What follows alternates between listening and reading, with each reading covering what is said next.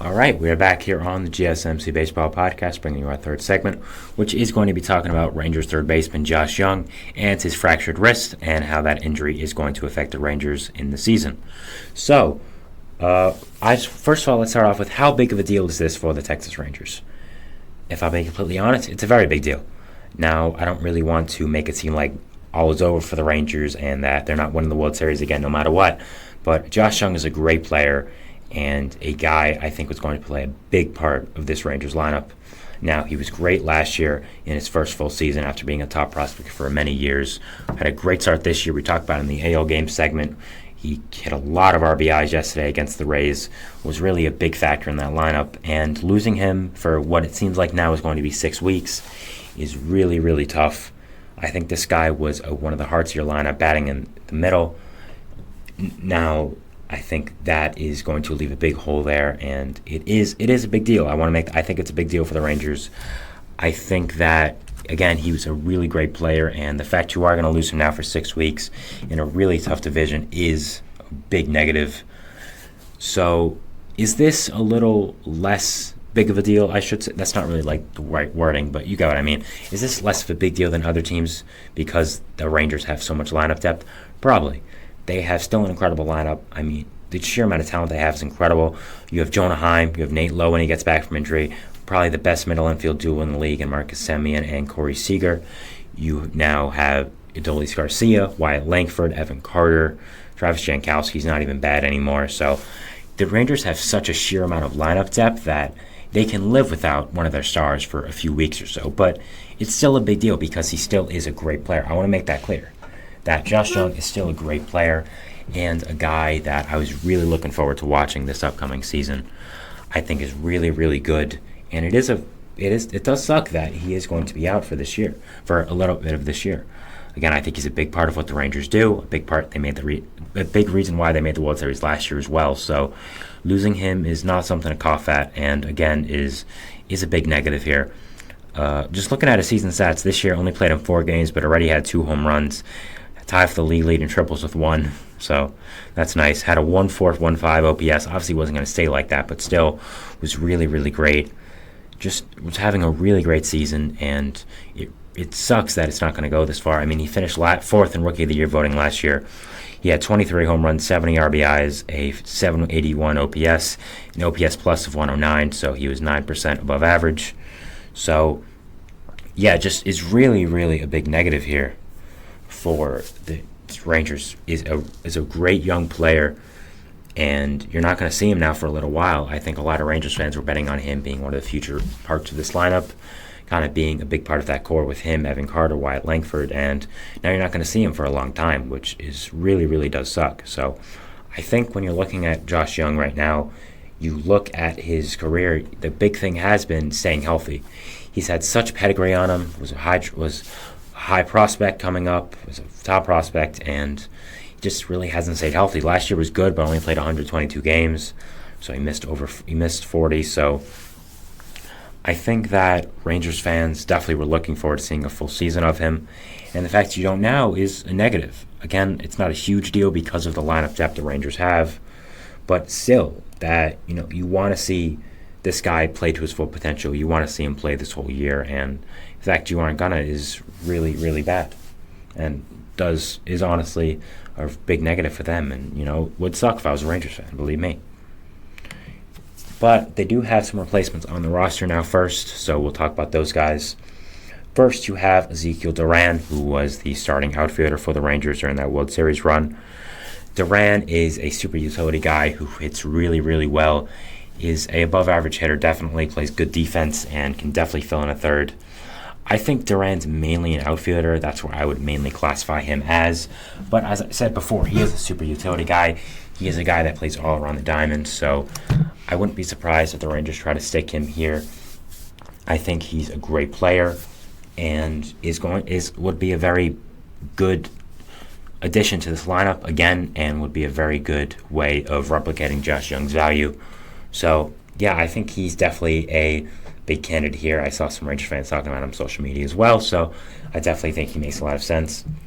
Next, we have Josh Smith, the prospect for the Rangers. Now, Josh Smith was one of the big guys to come back in the famed, or I should say infamous now, Joey Votto trade from the Yankees a few years ago, is a sweet swinging lefty prospect, great hair as well, so that adds to his talent because great hair in baseball, you're always going to be good. So, yeah, he's done pretty well so far in a small sample size in the big leagues. He can play third base to a high level. He's a good defender, good lefty bat. So I think Josh Smith is definitely a guy that could fill in for Josh Jung. Get a Josh to fill in for a Josh. Again, is a really positive guy with value worth, I should say. Sorry. And I think would be a good addition to this Rangers lineup. Now, again, has not been great in his cup of tea in the big leagues, having a 633 OPS, 73 OPS plus, so not great. But again, good lefty, top prospect with the Yankees and top prospect with the Rangers. I think if you give him a good amount of time to develop at the position and be able to get a consistent rhythm and play a lot of third base, he could be a really big positive for them, and he could be a really good player. So I look at Josh Smith as another guy who could potentially fill in for Josh Jung and the spot he is now leaving with him being injured with his fractured wrist, again, out 6 weeks. So it's not end-all, be-all, but I think filling in a younger guy like Josh Smith, seeing what he's got, I think definitely would be a positive to this Rangers team. After that, they just called up number 5 prospect in their organization, Justin Fausk, who is another guy I'd look towards as a potential fill-in for Josh Jung. Fausk is 25, but was a former top first-round pick for the Rangers, and a guy I've known about in their system for a long time. Hasn't really gotten consistent opportunities before this, but I think could be a big positive for the Rangers and could be a guy that plays really well for them. Yeah, is about to make his MLB debut, which is really nice. Good for him. Again, it was the 14th overall pick in 2020, 25, born in Huntsville, Alabama.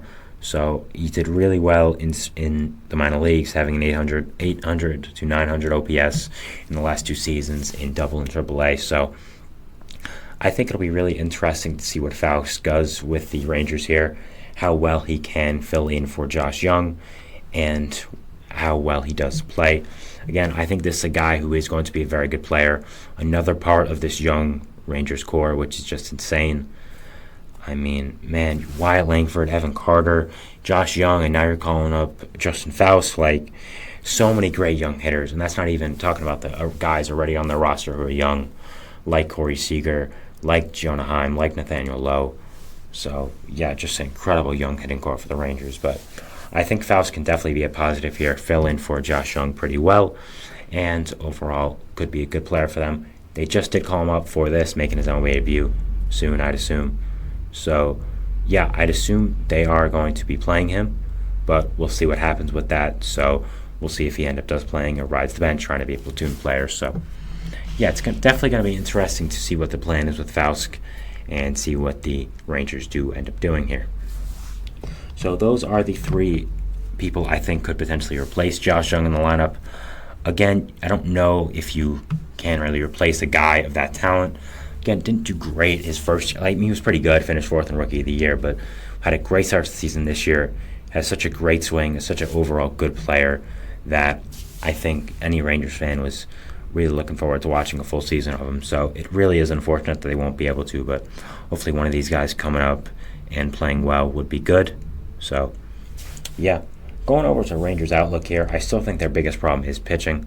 I like the Michael Lorenzen move. I think it was a wise move to add before the season started, a late move for them. I think a good buy low add, a guy you're only giving $4 million a year for this year as well. I think it was a good addition to the back end, but right now still the pitching is worrisome to me. John Gray, Andrew Heaney, Nathan Eovaldi, those are just not guys I want to be at the top of my rotation coming off a World Series year and being in the division with teams like the Mariners, like the Astros. So I still think that's their biggest problem.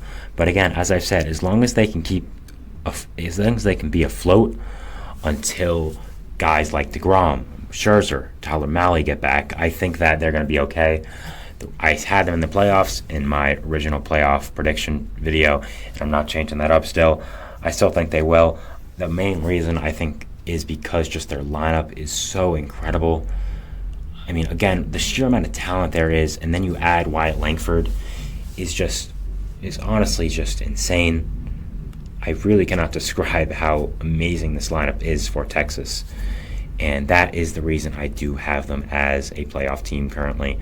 And I don't think that'll change. I mean, I don't plan on doing another playoff prediction video unless a major move happens or until the All-Star break. So, yeah, that's really it. But, yeah, overall, it is sad that Josh Jung getting hurt, but the Rangers still have a great hitting core, great team, and a team I think will make the playoffs. So, yeah, that's really what you want to look out for the Rangers right now, and just see how this team stays afloat after the Josh Jung injury. So, yeah, really all you can ask for, and really all you can hope for if you are a Rangers fan, that the team is good, and that they can stay afloat as this injury happened. I think once you get all the injured players back, as I said, DeGrom, Scherzer, Tyler Mahle, and adding Josh Jung to that, also adding Nathaniel Lowe to that, who I even forgot, I think you're going to be a much better team. So as long as the Rangers are good in the first half, I think the second half will be very positive to them, and I think they'll be competing for the World Series once again.